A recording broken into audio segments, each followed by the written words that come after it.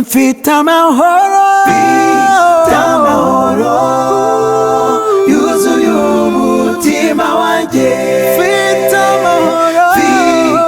amahoro menshi atemba nk'uruzi. Ni Yesu wayampaye ubwo yancunguraga.